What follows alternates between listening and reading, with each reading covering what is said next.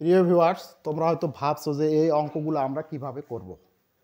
অথচ এই অঙ্কগুলো করতে আমাদের যে সূত্রটা যদি জানা থাকে তাহলে আমরা খুব সহজেই এই অঙ্কগুলো করতে পারি।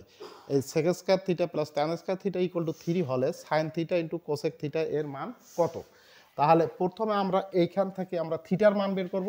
থিটার মান এখানে বসে দেওয়ার পর ক্যালকুলেশন করলে আমাদের উত্তর হয়ে যাবে। তাহলে আমরা এখানে লিখি যে sec square theta plus tan square theta equal to হচ্ছে কত 3।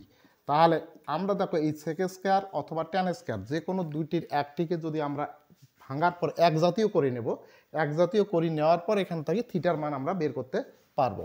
তাহলে আমরা যদি সেক স্কয়ার ভাঙাই তাহলে সেক স্কয়ার ইকুয়াল টু হচ্ছে কি 1 প্লাস হচ্ছে ট্যান স্কয়ার থিটা প্লাস আর এখানে কি হবে tan square theta equal to হচ্ছে তোমার 3। দেখো আমরা এই সেক স্কয়ার সমান আমরা কি জানি 1 প্লাস ট্যান স্কয়ার।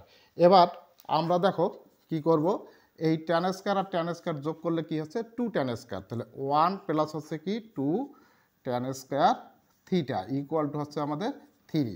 এবার আমরা পক্ষান্তর করি, এই যে 1টা আছে 1টাকে আমরা এই দিকে পক্ষান্তর করব, এখানে প্লাস আছে আর এদিকে আসে হবে -1। তাহলে এখন আমরা লিখব কি 2 tan square theta equal to 3 minus হচ্ছে 1, এখানে +1 ওই দিক দিয়ে হচ্ছে -1। তারপরে আমরা করব কি 2 tan square theta equal to 3 থেকে 1 বিয়োগ করলে থাকে এখানে হচ্ছে 2। এবার আমরা এই যে 2 ট্যান স্কয়ার থিটা, তাহলে এই দুইটা আমরা এখানে আসি ভাগ করব। তাহলে যদি ভাগ করি তাহলে এখানে হচ্ছে কি tan square theta equal two 2 divided হচ্ছে 2। তারপর এবার 2কে 2 দ্বারা যদি আমরা কাটা করি তাহলে 1, তাহলে এখানে হচ্ছে কি tan square theta equal to হচ্ছে তোমার 1। তারপর দেখো এখানে আমরা কি করব, tan square theta equal two বর্গমূল হচ্ছে 1। এই স্কয়ারটা এখানে ট্যান থিটা ইকুয়াল টু বর্গমূল 1। এই ট্যান স্কয়ারের যে স্কয়ার আছে স্কয়ার আমাদের ওই পাশে যাওয়ার পর সেটা হলো বর্গমূল 1 হয়ে গেছে।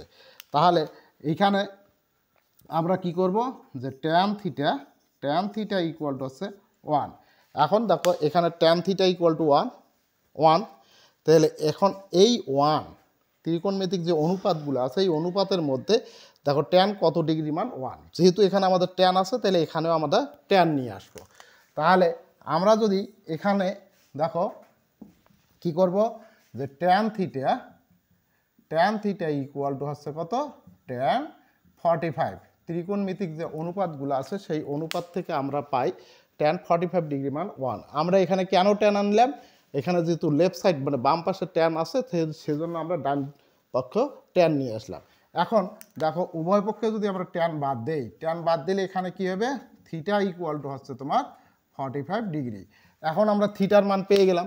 এখন এই থিটার মান এই জায়গায় বসে দিয়ে ক্যালকুলেশন করলেই যা হবে তাই হচ্ছে আমাদের উত্তর।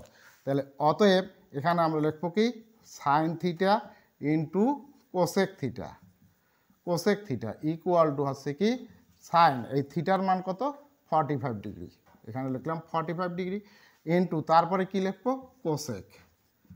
কোসেক এই থিটার মান কত 45 ডিগ্রি।